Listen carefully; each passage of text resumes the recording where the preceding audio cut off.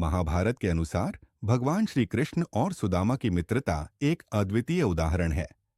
यह कहानी भगवान श्री कृष्ण की मित्रवत्सलता और उनकी भक्तों के प्रति गहरी स्नेह भावना को दर्शाती है।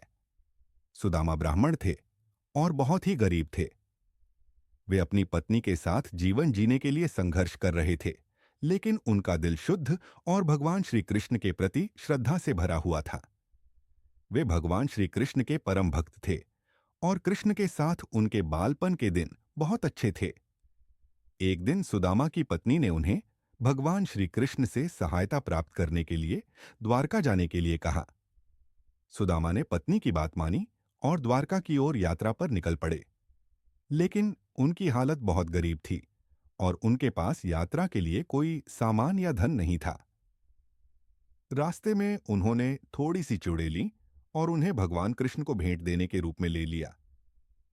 जब सुदामा द्वारका पहुंचे तो उन्होंने भगवान कृष्ण का दर्शन करने के लिए उनके महल में प्रवेश किया। महल के भीतर भगवान कृष्ण अपने महल में आराम कर रहे थे। जब कृष्ण को सुदामा का आगमन हुआ तो वे अपने सिंहासन से कूद पड़े और सुदामा को गले लगा लिया। कृष्ण ने उन्हें बहुत आदर दिया और उन्हें अपने महल में भोजन और वस्त्र दिए। सुदामा ने कृष्ण से कहा, हे कृष्ण, मैं तो एक दरिद्र ब्राह्मण हूं। तुमने मुझे अपना दोस्त माना, यह मेरे लिए बहुत बड़ी बात है। श्री कृष्ण ने मुस्कुराते हुए कहा, तुम मेरे परम भक्त हो और यह सच्चे मित्र का धर्म है कि वह अपने मित्र की सहायता करे। भगवान कृष्ण ने सुदामा से कहा कि वह घर लौटें और देखा कि उनके घर में सुख समृद्धि आई है। जब सुदामा अपने घर लौटे तो उन्होंने देखा कि उनका घर सोने चांदी से भरा हुआ था। उनके घर में समृद्धि और धन का प्रवेश हुआ।